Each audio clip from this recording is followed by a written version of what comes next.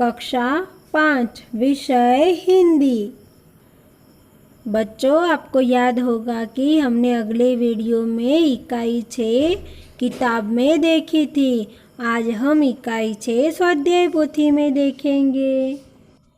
आपकी इकाई 6 है हंसी का पिटारा। आपको आपकी स्वाध्याय पोथी खोलनी है। इसमें हमें चुटकुले दिए गए थे ना, तो उनके प्रश्नों के उत्तर यहाँ पर लिखने हैं। तो पहला प्रश्न है, बेटे ने गधे को क्यों नहीं निकाला? तो हमने देखा था ना कि बेटे ने गधे को नहीं निकाला क्योंकि माँ ने उसे गाय को निकालने के लिए कहा था। दूसरा प्रश्न है, दूसरा दोस्त दीपक को मूर्ख क्यों कहता है? तो दोस्त दीपक को मूर्ख कहता है क्योंकि दीपक मिठाई नहीं खाता। तीसरा प्रश्न है, सचमुच में व्याकरण की दृष्टि से दीपक क्या है? तो व्याकरण की दृष्टि से दीपक करता है, यानी कि वो कुछ कार्य कर रहा है। चौथा है, नौकर ने बिल्ली को क्यों नहीं भगाया? तो नौकर ने बिल्ली को नहीं भगाया क्योंकि उससे मालिक ने कहा था कि कोई भी काम करने से पहले मुझसे पूछ लिया कर। पांचवा है, श्यामू रामू के प्रश्न का क्या जवाब देता है? तो श्यामू रामू के प्रश्न का जवाब देता है कि मूर्ख हो क्या, यह गधा नहीं कुत्ता है। तो यह प्रश्न के उत्तर आपको आपकी स्वाध्याय पोथी में लिखने हैं और नोटबुक में भी लिखने हैं। यहाँ पर बच्चों हमें कुछ चुटकुले दिए गए हैं, उनको हम पढ़ते हैं। तो पहला है, मालकिन बोली, रामू मैंने कहा था पूजा के लिए धूप ले आना। तो रामू बोला, मगर लाता कहाँ से मालकिन, आज तो दिन भर बादल छाए रहे। तो उन्होंने कौन सा धूप मंगाया था? जो पूजा के लिए प्रयोग करते वो धूप मंगाया था, लेकिन रामू वो धूप समझ बैठा, इसीलिए वो बोला कि बादल छाए हुए थे, धूप तो आज निकले ही नहीं। दूसरा है, अरविंद बोला, अक्ल बड़ी या भैंस? तो वर्षा बोली, भैया पहले दोनों के जन्मदिन बताओ, तभी तो पता चलेगा कौन बड़ा है। तीसरा है, अमित बोला, भाई रात को सूर्य क्यों नहीं निकलता? सुमित बोला, निकलता तो है। अमित बोला, फिर दिखाई क्यों नहीं देता? सुमित बोला, अरे अंधेरे में कैसे दिखाई देगा। चौथा है, पिता बोले, लंका को सोने की लंका क्यों कहते हैं?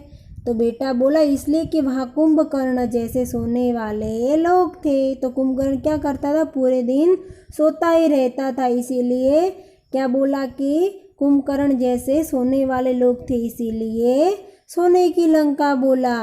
तो कुंभकर्ण रावण का भाई था, वह सिर्फ भूख लगने पर ही नींद से उठता था और ढेर सारा भोजन कर फिर से सो जाता था। तो यह चुटकुले आपको पढ़ने हैं और नोटबुक में लिखने हैं। स्वाध्याय पोथी के पेज नंबर 42 पर प्रवृत्तियाँ दी गई है। इसमें पुस्तकालय में जाकर चुटकुले पढ़िए और 5 मज़ेदार चुटकुले यहाँ लिखिए।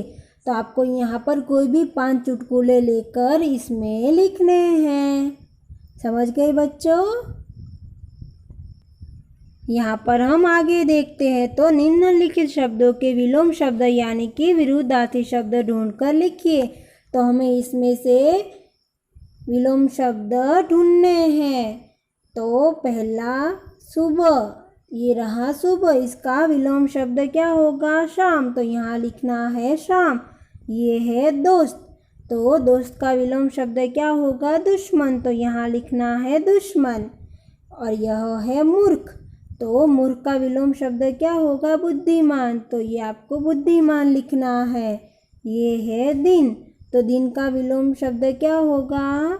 रात। तो आपको यहाँ लिखना है रात। पांचवा है गलत, तो गलत का विलोम शब्द क्या होगा? सही। तो आपको यहाँ लिखना है सही। छठा है सूखा, तो सूखा का विलोम शब्द क्या होगा? गीला। तो आपको यहाँ लिखना है गीला। ऐसे ही आपको विलोम शब्द यहाँ पर लिखने हैं। और बच्चों जो विलोम शब्द लिखे हैं उनके आपको वाक्य में प्रयोग करना है। दो दो वाक्य बनाने हैं आपको। वाक्य बनाकर आपको यहाँ पर लिखने हैं। जैसे कि हमने देखा था कि सुबह का विलोम शब्द होगा शाम, तो दोनों का वाक्य बनेगा सुबह में बारिश का वातावरण था लेकिन शाम तक नहीं आए। वैसे ही आपको वाक्य बनाने हैं, तो इन जगह में आपको वाक्य लिखने हैं। यहाँ पर बच्चों समानार्थी शब्दों की जोड़ियाँ बनानी है। तो पहला लेते हैं हम दोस्त। तो दोस्त का समानार्थी क्या होगा? मित्र। तो आपको यहाँ लिखना है मित्र। दूसरा है मूर्ख। तो मूर्ख का समानार्थी क्या होगा? बेवकूफ़। तो यहाँ लिखना है बेवकूफ़। तीसरा है सुबह।